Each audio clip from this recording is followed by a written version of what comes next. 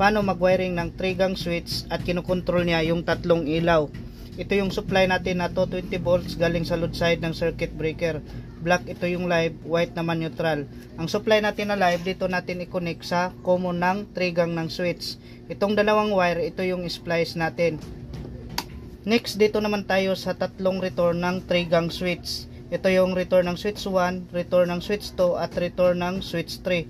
Sa return ng switch 1, dito natin i-connect sa supply na live ng unang socket. So, itong dalawang wire, ito yung splice natin. Next, dito naman tayo sa return ng switch 2. Sa return ng switch 2, dito natin i-connect ang supply na live ng pangalawang socket natin. So, itong dalawang wire, ito yung splice natin. Next, dito naman tayo sa return ng switch 3. Sa return ng switch 3, dito natin i-connect ang supply na live ng pangatlong socket. So, itong dalawang wire, ito yung splice natin. Next, dito naman tayo sa supply na neutral. Sa supply na neutral, dito natin i-connect ang supply na neutral ng unang socket at supply na neutral ng pangalawa at pangatlong socket. So, itong tatlong wire, ito yung splice natin. Next, dito naman tayo sa pangalawang circuit. Itong white na wire, ito na yung supply natin na neutral para dito sa socket 2 at socket 3. Itong pangalawang wire, ito na yung return natin ng switch 2. Papunta yan sa socket 2. Ito naman ang pangatlong wire, ito na yung return ng switch 3. Papunta yan sa socket 3. Sa return natin na switch 2, dito natin i-connect ang supply na live ng pangalawang socket. Itong dalawang wire, ito yung splice natin. Next, dito naman tayo sa return ng switch 3. Sa return ng switch 3, dito natin i-connect ang supply na live ng pangatlong socket. Bale, itong dalawang wire, ito yung splice natin. Next, dito naman tayo sa supply na neutral.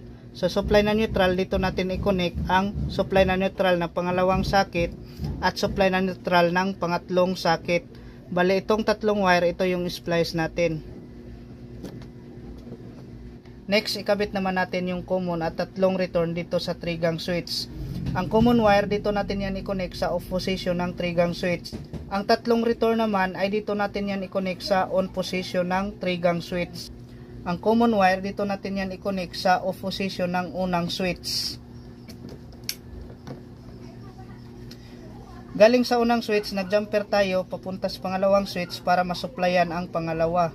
Galing sa pangalawang switch, nag-jumper naman tayo sa pangatlong switch para naman masupplyan yung pangatlong switch. Itong return ng switch 1, dito natin yan i-connect sa on position ng unang switch.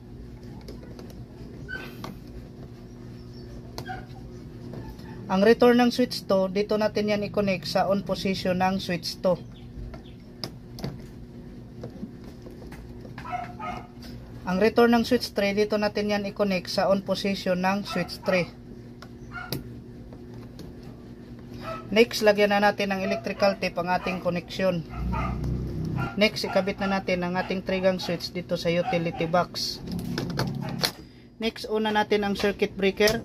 Kapag i-switch on natin ang switch 1, dapat itong unang bulb ay iilaw yan. Kapag i-switch on naman natin ang switch 2, dapat itong bulb 2 ay iilaw yan. Kapag i-switch on naman natin ang switch 3, dapat itong bulb 3 ay iilaw yan.